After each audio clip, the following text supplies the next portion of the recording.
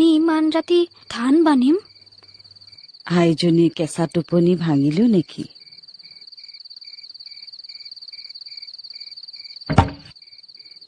তই মোৰ আই মেখেলা চাদৰযোৰ নিগনিৰে কুটালি। ইয়াৰ দাম তই ভৰিব লাগিব। বহ।